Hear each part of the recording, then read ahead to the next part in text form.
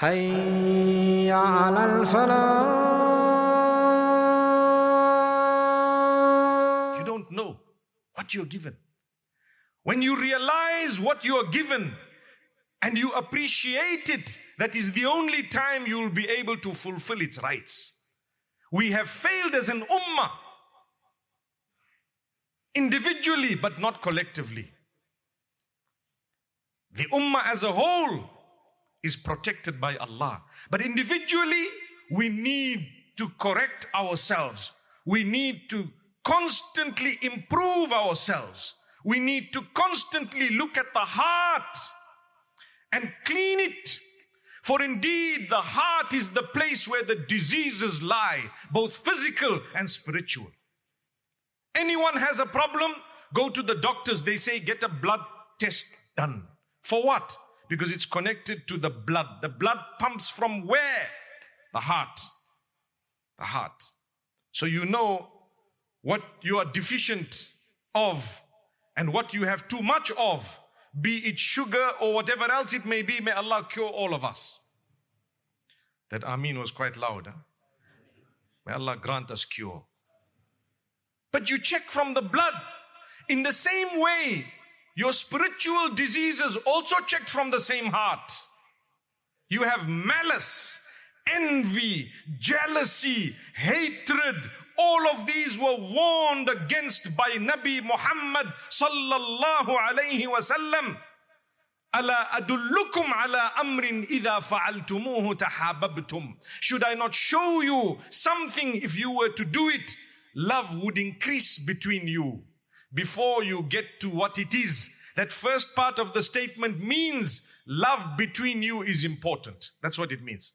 Even if someone did not tell you what the thing was that would get you to love each other, the mere fact that Muhammad sallallahu alaihi wasallam is telling you that I want to show you something that will increase the love between you already depicts the importance of love between us. Do we have it? The answer is no. I'm jealous of him because he's got 50 rands more than mine. And this guy is jealous of everybody else because that he's doing better than the other. This one is jealous because he married a prettier woman. Astaghfirullah, sorry for saying that.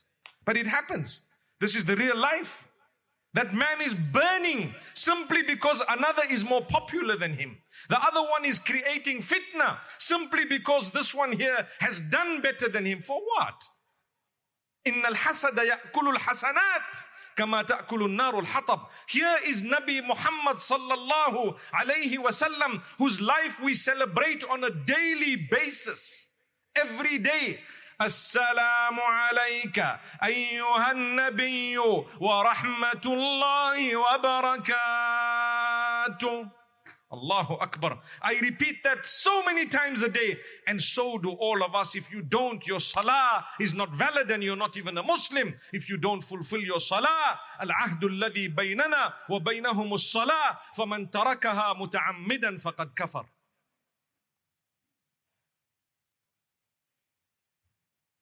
The matter between us and the disbelievers is the 5 daily prayers. Whoever leaves them out intentionally cannot call himself or herself in the fold of Islam.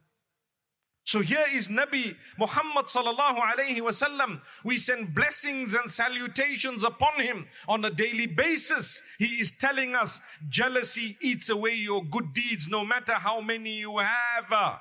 You can have Hajj, you can have Zakah, you can have Saum and fasting. You can fast every Monday and Thursday. You can have your Sunnah dress. You can have your Sunnah look. You can have Salah in the first saf. But if you have jealousy in your heart, those good deeds are being eaten away. According to who?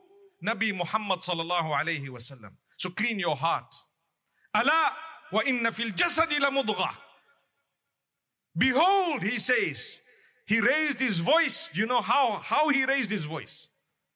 Why do you think I'm raising my voice today? It's not normal, right? You normally say this guy is calm. كان رسول الله صلى الله عليه وسلم إذا خطب على صوته واشتد غضبه واحمر وجهه كأنه منذر جيش يقول صبحكم ومساكم. At times the Prophet sallallahu alayhi wasallam, when he used to lecture, when he used to deliver a sermon, he used to raise his voice. His eyes became red. His face became red.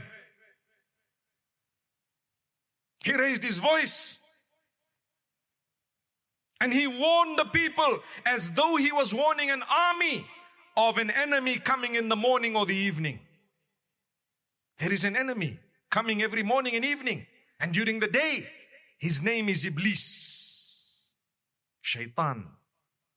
Don't allow him to overtake you. Not at all. Clean your heart.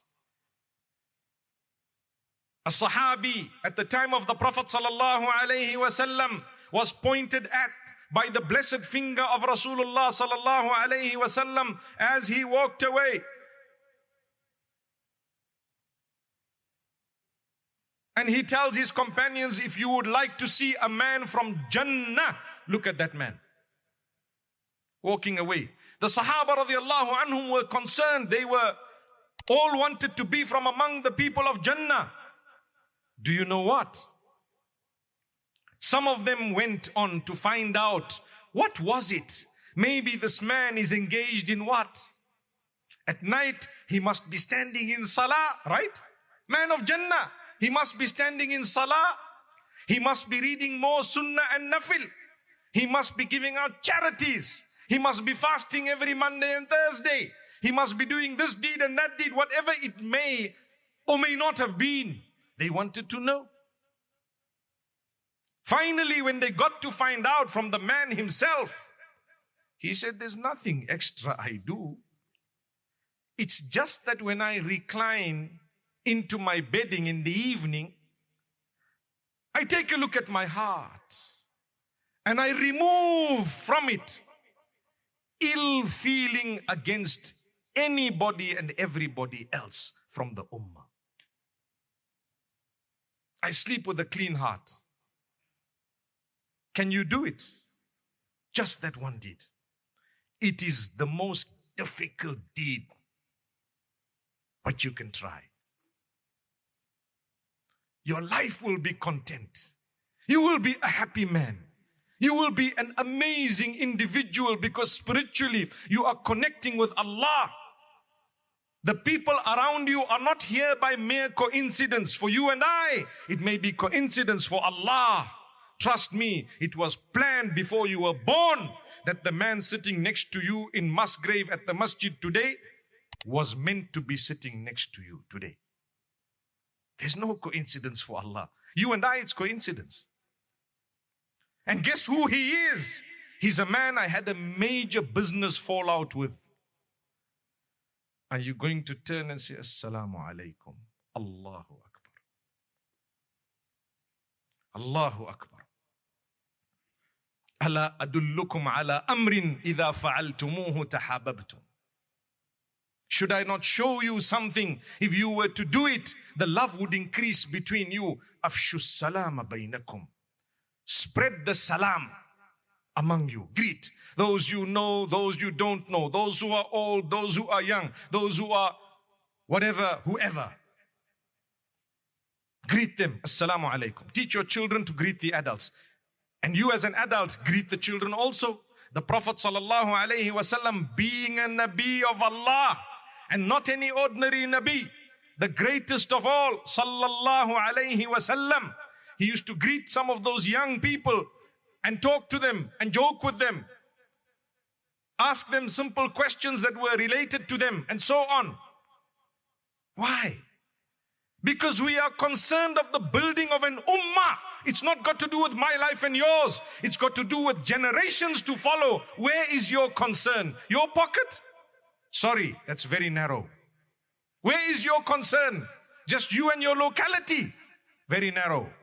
Where is your concern? Just your type and your people? Very narrow. But if your concern is 200 years from today, where are we going to be? Let me sow the seeds. Then you are talking business. Business. What type of business? Tijaratun ma'allah. Business with Allah. Oh Allah, I'm planting a seed. Everyone who follows this, let me get a reward for it. So imagine Rasulullah sallallahu alayhi wasallam Aisha radiallahu anha told him when she saw as a wife that his blessed legs and feet were swelling because of him standing long hours in salah, in prayer at night. She says, "Oh Messenger, sallallahu alayhi wasallam, you are standing long hours until it is causing the swelling. And yet you are one who is going to be the first in Jannah, in paradise. You have such a high status." And she mentioned and mentioned whatever she had to mention. Do you know what? He looked at her and he says, "Afala akuna abdan shakura." I know Allah's given me everything. I know my status. Obviously, he would know it. His humbleness and humility was greater than yours and mine, and we have nothing. He had everything, but he was more humble than you and I, who have nothing in comparison. Nothing. Where's the haughtiness of the people today? Where? You want to be haughty, proud, you think you are it. There are people who had it. They knew it. They were there. They have the status. They had so much, but they were still humbled. I always think of the incident of Taif. When the angels came to Rasulullah sallallahu alayhi wasallam, they couldn't bear what was happening. And the instruction that they brought from Allah was that if you just tell us, just give us a little sign, we will crush these people. He knew he could deal with these enemies. He knew everything. But what did he do? Sallallahu alayhi wasallam. Allahumma hdi qawmi fa innahum la ya'lamun. Oh Allah, guide my people, for indeed they don't know. They don't know. If they knew, they would never do this. My brothers, my sisters, the Messenger sallallahu alayhi wasallam tells us, "Ala wa inna fil jasadi la mudghah, idha salahat salaha al jasadu kullu, wa idha fasadat fasada al jasadu kullu, ala wa hiya al qalbu." Behold, in this body of yours, there is a piece of flesh. If it is pure and clean, the entire body will be pure and clean. And if it is sick and dirty, corrupt, the whole body will be sick, dirty and corrupt. Behold, it is the heart. Subhanallah. Thank you so much for listening to this short message. I pray that it has increased you in a little bit of motivation and hope, and the same applies to all of us. Jazakumullah khair. Assalamu alaikum wa rahmatullahi wa barakatuh.